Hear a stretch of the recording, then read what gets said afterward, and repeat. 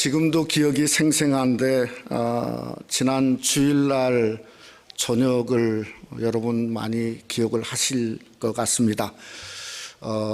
TV 방송에서 기생충이라는 한국 영화가 아카데미상을 무려 4개나 석권한 참 엄청난 장면을 보았습니다. 그것도 뭐 작품상 또 감독상.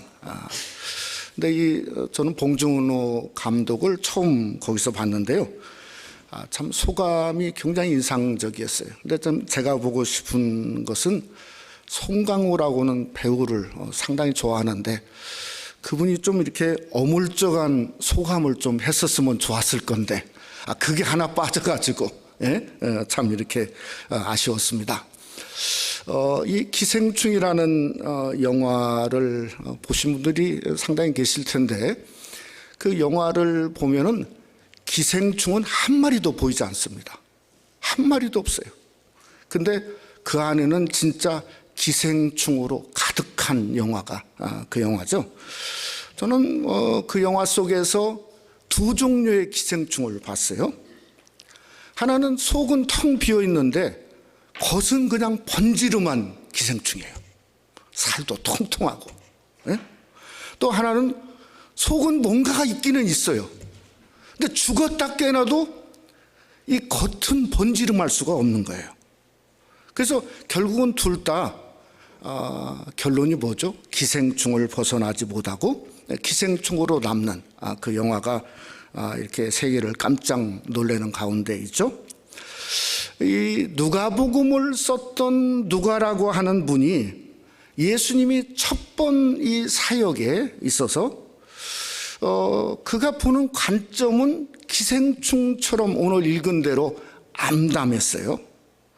근데 암담한 그 자체를 뛰어넘어 어떤 영광의 모습을 누가복음에 기록하고 있다는 거죠. 요한은 이렇게 기록하지 않았습니다. 요한복음 1장에 보면 예수님이 등장하자마자 제자들이 와보라 우리가 메시아를 만났다 어떤 환희의 위침이 1장에 그냥 가득 채워져 있죠. 근데 마태나 마가를 보면 이 동시에 첫 번 사역이 뭔가 하면 예수님이 제자들에게 다가갑니다. 그저 고기 잡는 제자들에게 다가가서 네가 이제는 일하지 말고 사람을 낚는 어부가 되라. 그러니까 뭔가 조직을 세워가지고 뭔가 나름대로 그저 진군하려고 하는 그 모습의 첫 번 사역이 마태복음 4장과 마가복음 1장에 같이 기록이 되어져 있습니다. 근데 누가는 포인트가 전혀 달랐어요. 오늘 본문에 읽은 것처럼 갈릴리에서 있어서의 예수는요 그저 여러 회당에 가르치시고 15절에 뭇사람에게 칭송, 이 칭송이란 단어는 엄청난 마치 영광과 같은 그런 모습을 기록했습니다. 그런데 동시에 자기가 자란 나사렛 예수는 아니 예배에 와서 성경 읽고 났는데 한마디 하니까 예배가 난장판이 됐어요. 얼마나 성도들이 화가 났으면 예수님을 질질 끌고 산에 갔는데 지금도 나사렛에 가면 그 산이 있습니다. 절벽산이라고 하는 산이 있어요. 거기서 예수님을 떨어뜨리고자 했어요. 그러니까 배척이 아니고 완전히 순환의 현장이죠. 우리가 잘 아는 대로 나사렛은 어떤 곳입니까? 우리 예수님이 자라나신 곳이에요. 몫으로 일하신 곳이에요. 그러니까 오늘 이 회당에 있던 자들은 아마 예수님과 그저 오랫동안 친분을 가지고 이웃이 있었을 것 같아요. 또 누가 있었을까? 예수님의 어머니도 있었고 또 예수의 동생들도 있었을 게 분명합니다. 그들은 예수님이 우리가 전장에 보았죠. 40일을 금식기도 한 것을 알고 있었을 거예요. 또 14절과 15절을 보니까 갈릴리 지역에서 여러 곳에서 회당에서 가르치시고 백성의 칭송을 받았다 하는 것도 알고 있었을 겁니다. 그러니까 여기에 모인 것은 뭔가 이게 나사렛에서 정말 라운칭 대역사를 이루고 시작할 거다. 그래서 모일 게 분명해요. 근데 결과는 참담했죠. 예배 드리다가 쫓겨났고 동네 사람들에게 진리를 끌려가지고 산 낭떠러지로 가니까 전설에 의하면 예수님의 어머니 마리아가 울면서 뒤를 따라가다가 낭떠러지에 섰는데 경악했다고 그래요. 그래서 그 자리가 지금도 작은 교회가 세웠어요. 이름이 뭐냐면 마리아 경악교회라. 마리아가 경악했다는 거예요. 완전히 자지러졌다는 거예요. 예? 여러분, 이 정도 상황이면 우리가 갈릴리 예수는 칭송받았으니까 성경에서 있어야 되지만 나사렛 예수는 저는 복음서에 어떤 곳도 그저 그 이름을 올릴 수가 없다. 저는 이렇게 생각합니다. 근데 아니 그 이름인 나사렛 예수가 여기서 끝나지 않아요. 마태복음에 가득하고 마가복음에 가득하고 그 다음에 누가복음은 말할 것도 없고 사도행전도 가득하고 요한복음에도 가득합니다. 근데 가득하는데 심지어 이게 그 요한복음에서는 어디까지 기록이 되어져 있냐면 예수님을 십자가에 못 박은 빌라도가 뭐라 했냐면요, 요한복음 19장 19절에 이렇게 말했어요. 빌라도가 패를 써서 십자가 위에 붙이니 그 다음에 뭐라 했죠? 나사렛 예수 유대인의 왕이라 기록하였더라. 예? 그러니까 지금 누가가 무엇을 말하고 있냐면 예수님의 첫 번 설교가 실패하고 질질 끌려서 그저 뭔가 완전히 망가진 것처럼 알았지만은 실패하지 않았다는 거예요. 예수님이 첫 번 설교에 나사렛에서 전한 예수님의 메시지는 진리였고 그 메시지가 예수님 자신이었고 그 메시지가 새 시대 새 은혜를 여는 선포의 현장이었다고 누가는 우리에게 본문을 통해서 우리에게 말씀하고 있다는 거죠. 그래서 우리가 오늘 말씀을 상고하면서 누구를 만나야 되냐면 갈릴리 예수가 아니라 나사렛 예수의 음성만 들으시는 이 시간이 되시기를 주님의 이름으로 축원합니다. 그 음성 속에서 나사렛 예수를 만날 뿐만 아니라 사도행전 3장에 그저 베드로가 뭘 하겠습니까?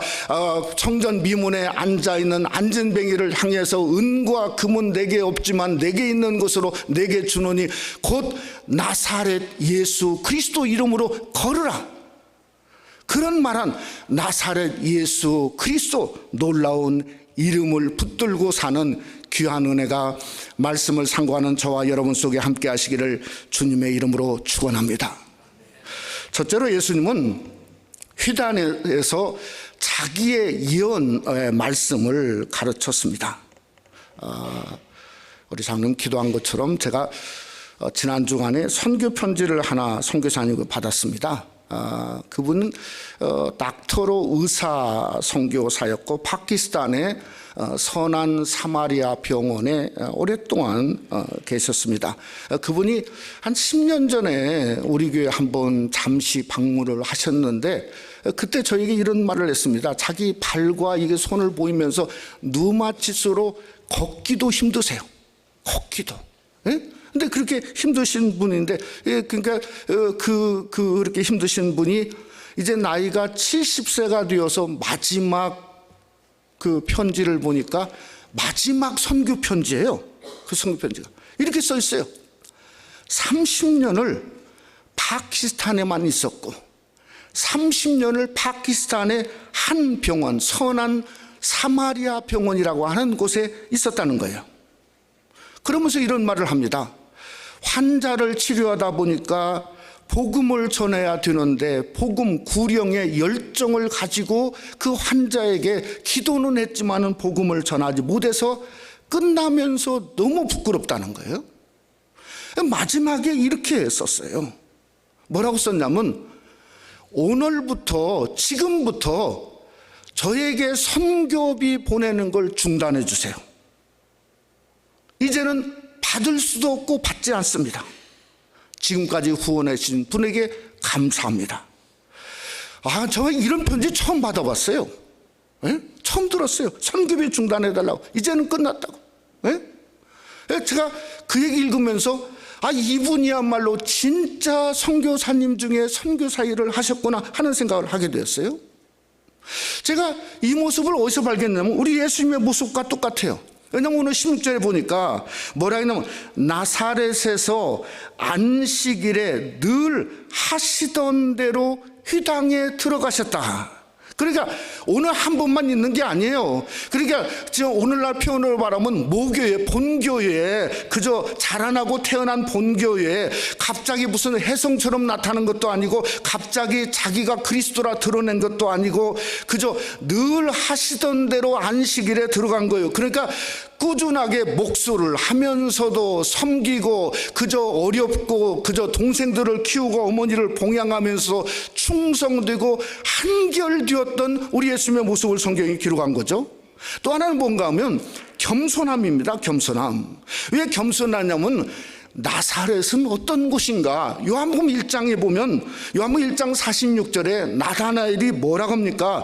나사렛에서 무슨 선한 것이 날 수 있느냐? 어떤 면으로 보면 아무도 가기 싫다는 말이에요. 영적으로 말하면 악하다는 말입니다. 그러니까 제사장이나 휴당장들이나 주의 종들이 나사렛은 안 가는 거예요. 왜 안 가는가? 아니 거기에 무슨 선한 것이 있는데 거기를 가요. 그러니까 학벌 좋고 문벌 좋은 제사장이나 그저 주의 종들은 전부 예루살렘 성전, 그저 우리 한국으로 말하면 서울에만 그저 있고 그걸 원한다는 거예요. 그냥 나사렛 가는 사람은 누가 가죠? 한마디로 말하면 자경미달만 가는 거예요.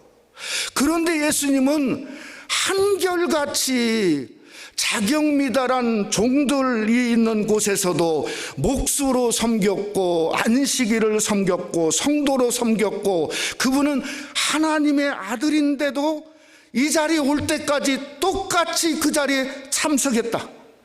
이야, 정말 겸손 중에 겸손, 도대체 이런 겸손이 어디 있을까 생각을 하게 되어지는 겁니다. 오늘 여기 예수님이 성경을 읽으시게 됐어요. 아마 예수님 차례인지 아닌지는 모르겠어요. 아마 갈릴리에서 명성이 퍼져서 읽으라고 하는지 확실치는 않습니다. 근데 읽는 곳이 순서에 따라 이사야서였던 것 같아요. 그래서 이사야를 펴서 준 거예요. 근데 예수님은 이사야에서 펴서 줬는데 자기가 이사야에서 당연히 골라야 되는 성경이 있는데 저는 이사야에서 9장에서 골라야 되었다고 생각해요. 왜냐하면 이사야에서 9장 6절에 보면 우리가 잘 아는 말씀이 있죠. 이는 하나기야 우리에게 낳고 한 아들을 우리에게 주신 바 되었는데 그의 어깨는 정사를 메었고 그 이름은 기묘자라 모사라 전능하신 하나님이라 영존하신 아버지라 평강의 왕이라 할 것이라. 무슨 말이죠? 내가 메시아라는 거예요. 내가 너희를 구원하려는 왕 중의 왕이다. 그러니까 이사야 9장을 펴야 되고 그래야 되는데 아니 오늘 성경에 보니까 예수님이 9장을 피신 게 아니라 몇 장을 피셨어요? 오늘 여기 보니까 이사야 61장을 피셨단 말이에요. 그래서 18절에 19절에 하는 겁니다. 무슨 말인가? 이런 말입니다.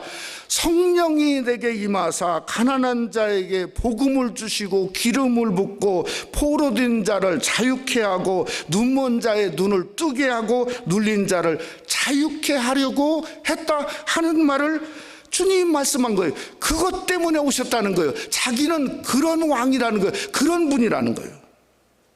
그러니까 한마디로 말하면 영화로 말하면 이건 뭔가 지하 속에 사는 기생충들이에요. 그런 사람 위해서 오셨다는 거예요. 그러니까 상대적으로 얘기하면 위층에 사는 사람들은 뭔가 이게 그들에게 복음이 복음되지 못하는 겁니다. 왜 그런가? 한 번도 자기들은 뭔가 눈멀어 본 적이 없어요. 한 번도 가난해 본 적이 없어요. 한 번도 누구의 노예다 종돼 본 적이 없어요. 그러니까 뭐죠?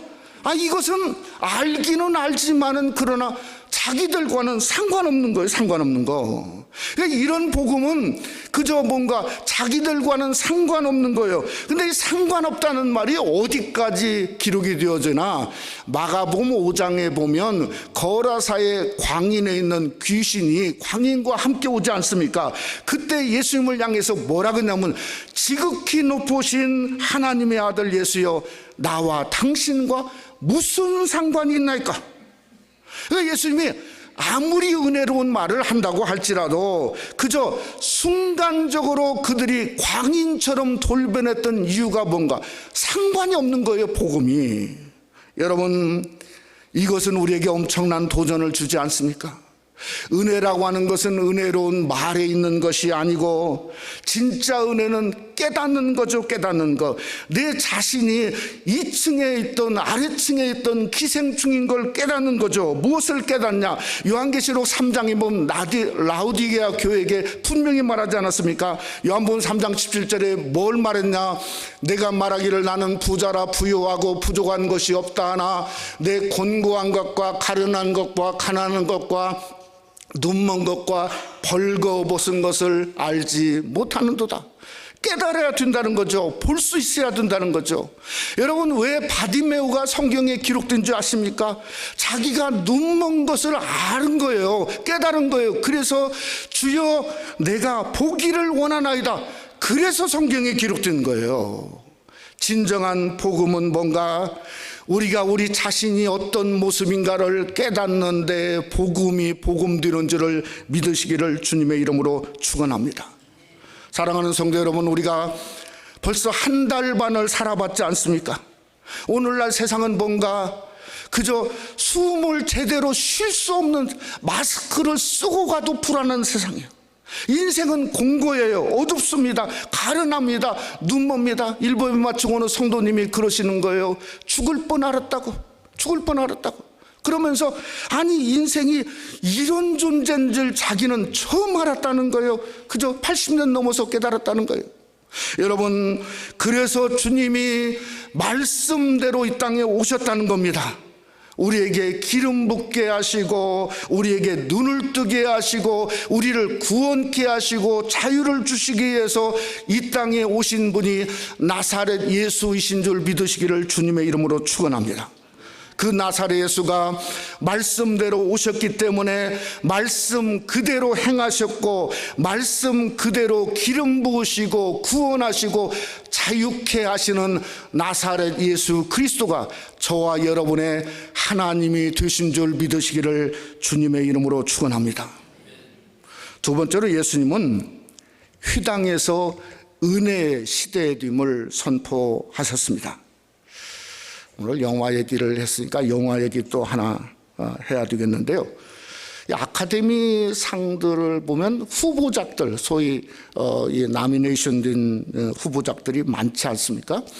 근데 이 후보작 중에 올해 나미네이션 된 그 영화 중에 저에게 참 특별한 제목을 하나 보게 됐어요. 그게 투 포브스예요. 두 명의 교황이라고 하는 영화예요. 이게 제가 목회자지 않습니까? 교황이 두 명이라는 말은 들어본 적이 없어요. 예? 그러니까 최고의 관심이에요. 사실은 기생충보다도 그 영화에 더 관심을 가져가지고 그걸 보게 됐는데, 왜냐하면 이게 교황이 죽어야 새로운 교황을 선출하거든요. 근데 그 영화를 봤더니 무슨 영화냐면요, 현직 프란시스 교황과 전직 교황 두 사람의 이야기입니다. 이 전직 교황이 독일 사람이었지 않습니까? 이 사람이 어느 날 이 아르헨티나에 있는 프란시스라고 하는 그저 이제는 다치기도 나둔 사제를 뭔가 이렇게 불렀어요. 바티칸 궁정으로. 그래서 얘기를 하다가 자기가 꺼내는 거예요. 자기 속마음을. 뭐라고 꺼내냐면 자기가 은퇴하고 싶다는 거예요. 이게 막 깜짝 놀라요, 프란시스가. 아니 왜 나한테 그런 얘기를 하냐. 그리고 이게 무슨 은퇴가 말이 되냐. 그냥 하는 말이 수백 년 전에 그런 얘기가 한 번 있었다는 거예요. 한 번 있었다. 그런데 진짜 이야기를 합니다. 그 이야기가 뭔지 아세요? 자기는 더 이상 하나님의 음성이 자기에게 들리지 않는데요. 더 이상 하나님의 음성이 들리지 않는데 어떻게 교황을 할 수 있냐요? 그래서 그를 세우고 자기가 평민처럼 살고 있는 모습을 영화로 찍었어요. 진짜 은혜 받았어요, 진짜. 여러분, 율법은 억지고 매이고 굴레지 않습니까? 갈라디아 3장 23절에 보면 이렇게 성경은 말하고 있지 않습니까? 믿음이 오기 전에 우리는 율법 아래 매인받이고 계시될 믿음의 때까지 갇혔느니라. 그러니까 내가 매인받이고 갇혔다 하는 것을 깨닫게 되면 그걸 과감하게 벗으려면 사실은 은혜밖에 없습니다. 그러니까 은혜는 우리를 자유케 하는 거죠. 자유케 하는 그러한 용기. 정말 직전 교황은 하나님의 은혜를 추구하고 은혜를 사모했던 하나님이 세우신 위대한 종이었다 하는 생각을 제가 그 영화를 통해서 보게 되었다고 하는 겁니다. 오늘 예수님이 휴당에서 19절에 이렇게 말했습니다. 은혜를 말했어요. 주의 은혜의 해를 전파하게 하려 하심이라.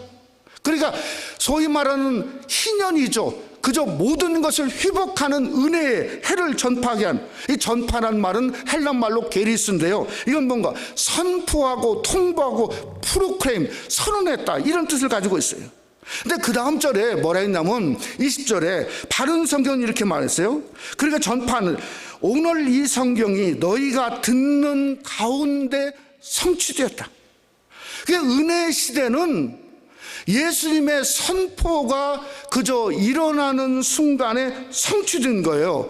여러분이 하나님 말씀을 듣고 하나님의 백성 되고 하나님을 믿고 하나님을 따르면 그 속에 하나님의 은혜가 열려지고 함께하고 개통되고 하나님의 은혜의 나라의 백성이 되는 줄을 믿으시기를 주님의 이름으로 축원합니다.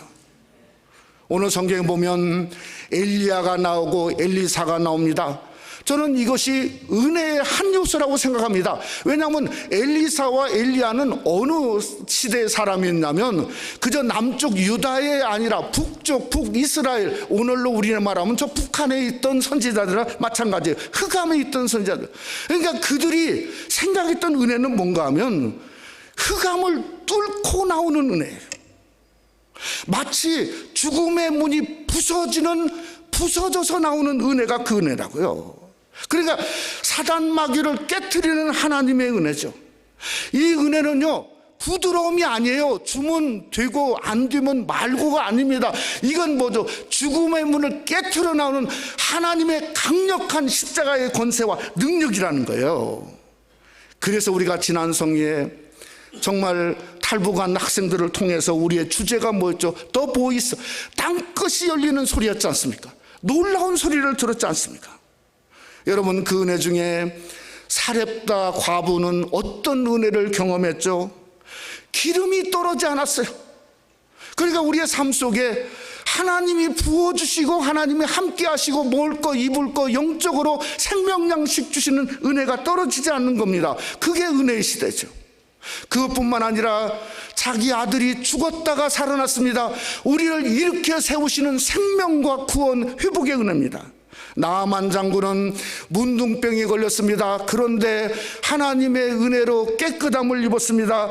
그러니 병을 고치는 은혜, 회복시키시는 은혜, 이방인에게도 그 은혜가 임하는 놀라운 구원의 은혜, 바로 이것이 은혜의 시대를 선포한 예수님의 모습이고, 그 은혜의 시대가 여러분 속에도 함께하는 놀라운 은혜가 함께 하시기를 주님의 이름으로 축원합니다. 여러분, 그 놀라운 은혜가 누구를 통해서 그렇죠?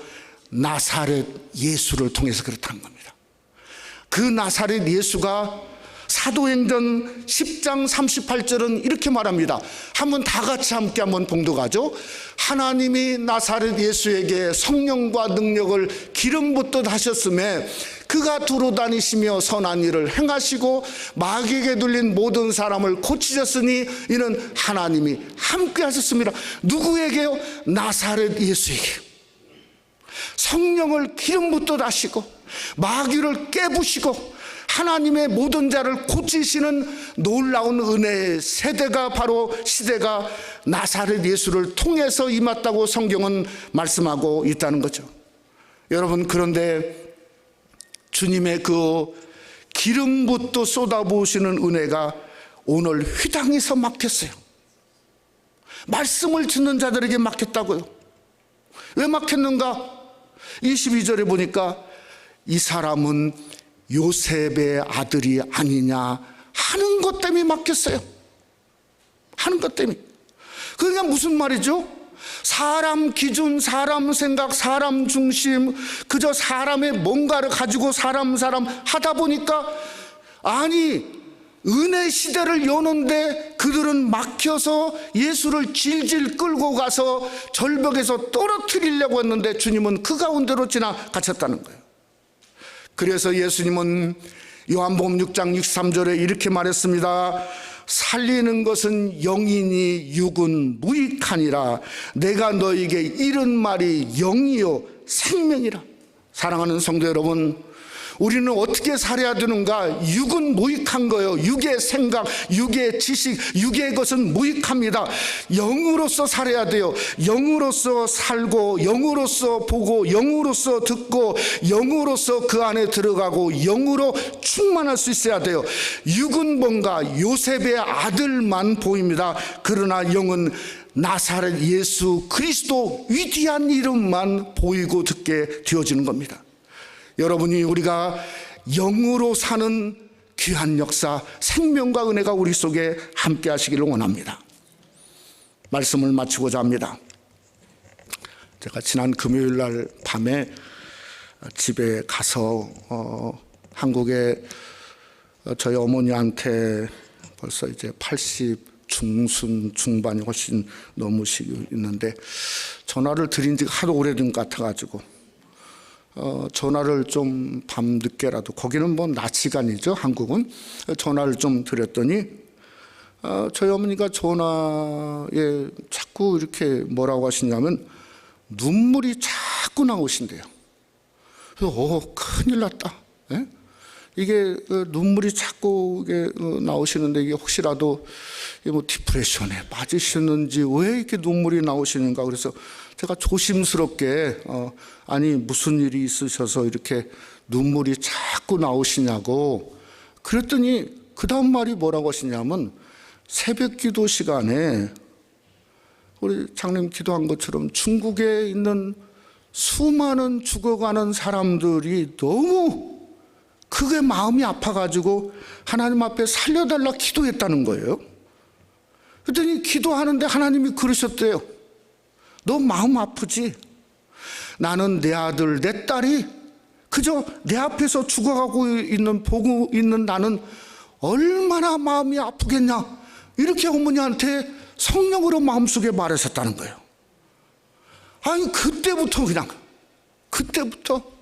그저 막 눈물이 더 쏟아지기를 시작하는데 밥을해도 눈물 계속해서 막 그냥 아니 저희 어머니가 이게 눈물 아주 그냥 강직하신 분이다. 아니 눈물을 이게 참 그래서 제가 저희 어머니가 문씨거든요. 그래서 역시 문건사답다 이렇게 생각하고 있었는데 들어오자마자 아내가 늦게 들어와가지고 한 얘기를 했더니 우리 어머니 훌륭하시네 하고 배고프다고 또 음식 먹으러 이렇게 준비하더라고요. 예? 사랑하는 성도 여러분, 우리 하나님은 외면하지 않으십니다. 예수님이 오신 이유가 뭔가? 은혜를 베풀려 하심인 줄 믿으시기를 원합니다. 죽은 자를 살리고 죽은 자에게 기름 붓게 하시려고 오셨습니다. 그것을 어디서 선포하셨냐? 나사렛에서, 고향 자라난 그곳에서 선포하셨어요. 그래서 그분 이름이 나사렛 예수입니다. 그래서 그분이 십자가를 지신, 자기의 똑같은 피부치를 우리를 살리려고 십자가를 지신 나사렛 예수입니다. 저는 우암폐렴도 예수 그리스도의 십자가밖에 없다고 생각합니다. 왜 그런가? 민수기 16장에 보면 그저 뭔가 거기에 보면 연병이 모세를 데려가다가 연병이 나가지고 순식간에 뭔가 14,700명이 죽어갑니다. 그러니까 우한폐렴하고는 비교할 수 없어요. 순식간에 그냥 14,700명이 죽어갑니다. 그때 모세가 아론에게 뭐라고 한지 아세요?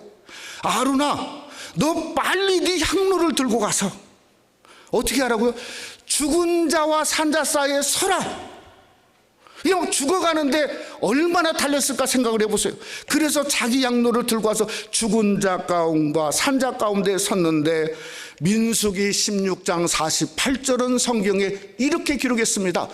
죽은 자와 산 자 사이에 섰을 때 뭐라고요? 연병이 그치니라. 믿으십니까? 산자 사이의 향로는 뭔가? 성도의 기도입니다. 나사렛 예수 그리스도의 이름의 기도입니다. 그러니 우리가 나사렛 예수만 바라봐야 돼요. 나사렛 예수가 그저 여러분의 기도와 나사렛 예수의 이름이 그 가운데 서면 막아주시고 열어주시고 함께 하시고 기름 부으시고 자유케 하시는 나사렛 예수 이름이 여러분의 인생 중에도 함께 하실 줄을 믿으시기를 주님의 이름으로 축원합니다. 그래서 나사렛 예수 그 이름이 여러분의 중심이 되고 여러분의 신앙이 되는 아름다운 역사가 함께 하시기를 주님의 이름으로 축원합니다. 우리 한번 기도하겠습니다. 사랑하는 성도 여러분, 우리가 어떤 자라도 우리의 모습이 그저 하나님 없으면 암울한 존재, 기생충과 같은 존재입니다. 줄이고 어둡고 곤고하고 수치스럽고, 그러니 기름 부어달라고 기도해야죠. 이렇게 세워달라고, 도와달라고, 열어달라고.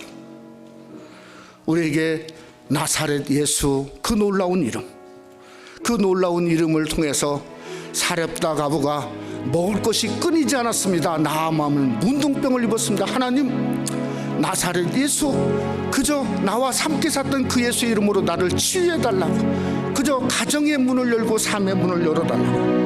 또 우리의 기도가 저 중국 땅의 죽은 자와 산 자 사이의 선거처럼 우리의 기도를 통해서 하나님이 그 가운데 설 수 있는 그러한 역사가 일어나서 그저 연병이 그치는 역사가 일어나게 되라.